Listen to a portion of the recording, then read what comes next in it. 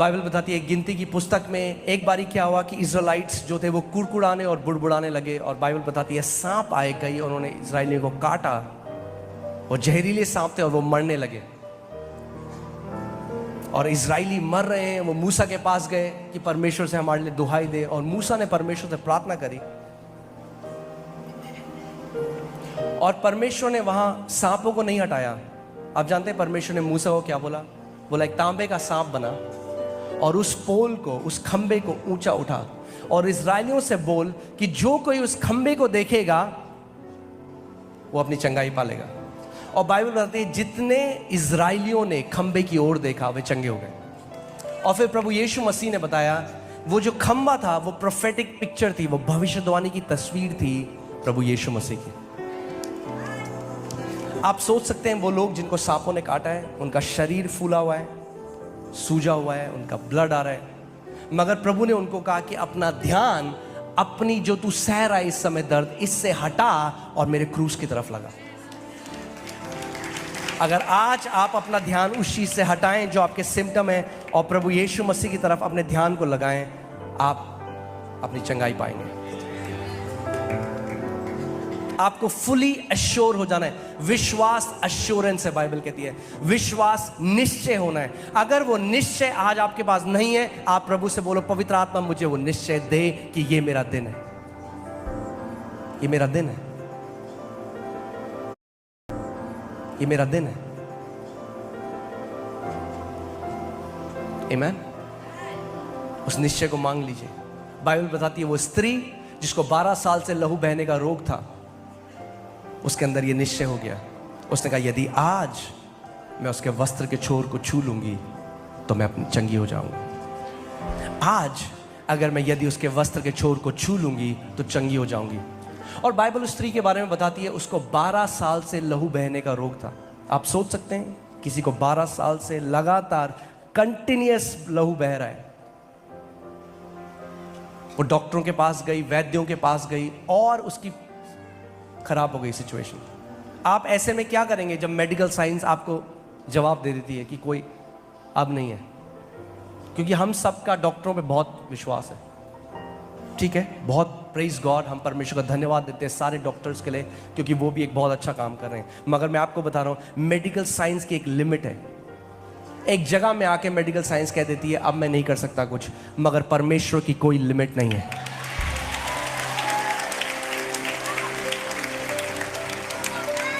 प्रभु यीशु मसीह ने कहा विश्वास करने वाले के लिए सब कुछ संभव है। अगर आज आप विश्वास करते हैं तो मैं आपको बता रहा हूं आपके लिए आज सब कुछ संभव है। वो ग्रोथ जो लेकर आए अपने शरीर में आप उसे ढूंढ के भी नहीं पाएंगे।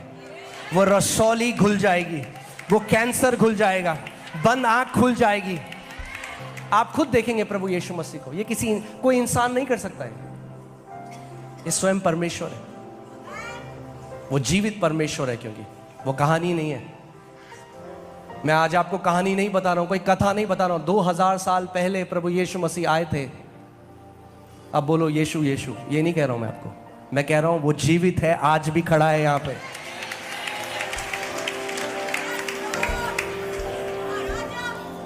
आमीन। और अगर आज भी खड़ा है तो आज भी वो वही करेगा जो 2000 साल पहले कर रहा था। परमेश्वर का वचन कहता है वो कल, आज और युगानुयुग एक सा परमेश्वर है, वो बदलता नहीं है। यीशु मसीह बीमारों को चंगा करता फिर रहा था, आज भी करता है और हमेशा करता रहेगा।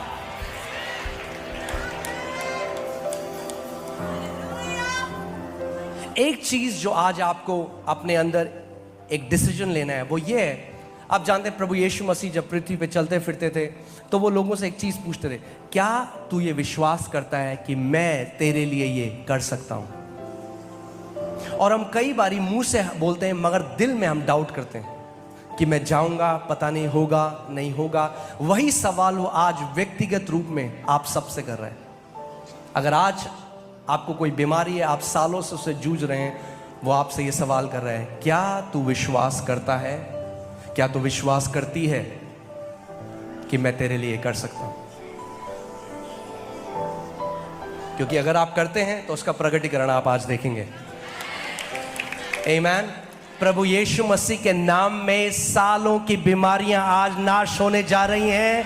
In the name of Jesus. आप प्रभु यीशु मसीह की सामर्थ को खुद देखोगे आज। आमीन।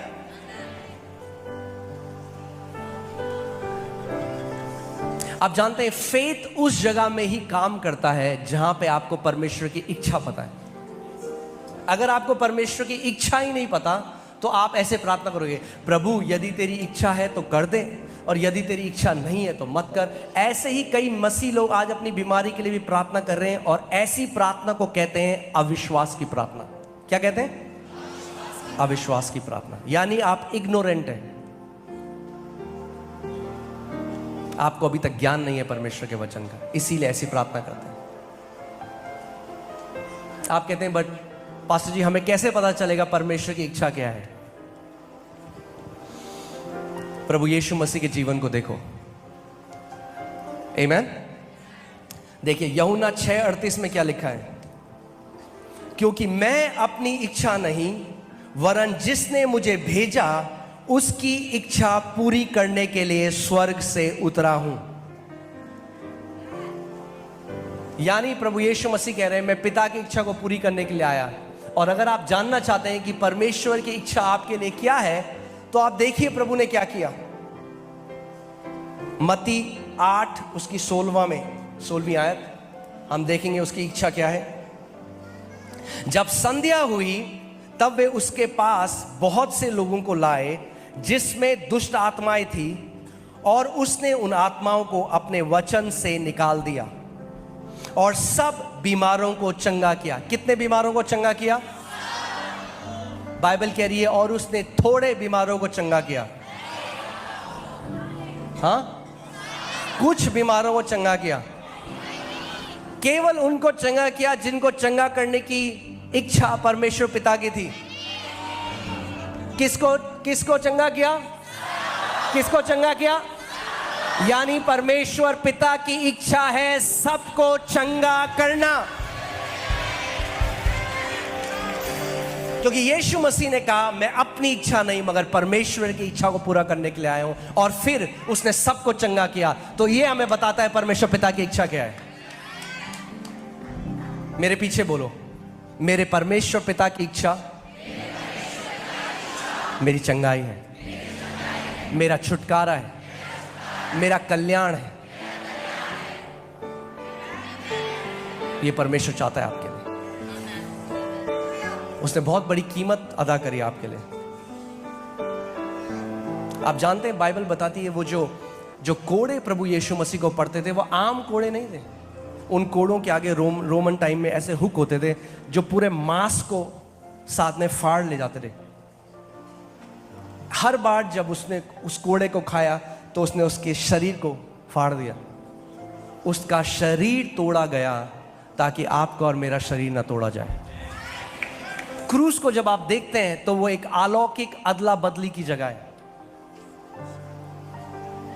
निश्चय उसने हमारे रोगों को सह लिया। क्यों सह लिया उसने हमारे रोगों को? कि ताकि उसके कोड़े खाने के द्वारा हम लोग चंगे हो जाएं।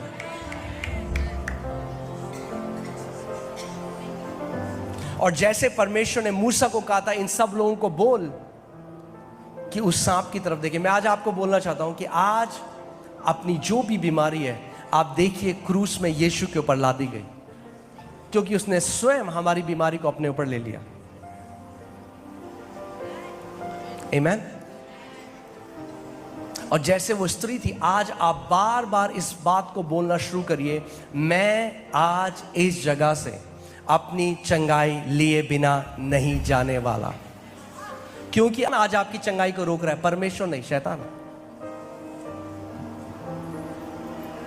शैतान है जो आपके मन में डाउट डालता है, और जो संदेह करता है, जो डाउट करता है, जो दो चिता मनुष्य है। बाइबल कहती है दो चिता मनुष्य परमेश्वर से कुछ नहीं पा सकता, कुछ नहीं पा सकता।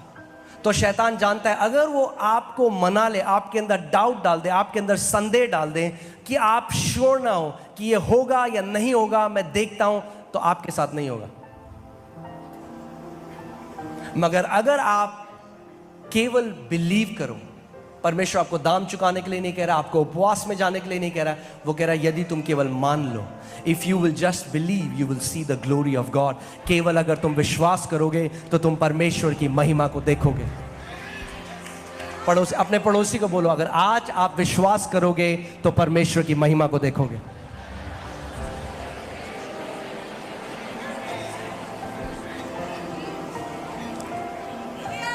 आमीन।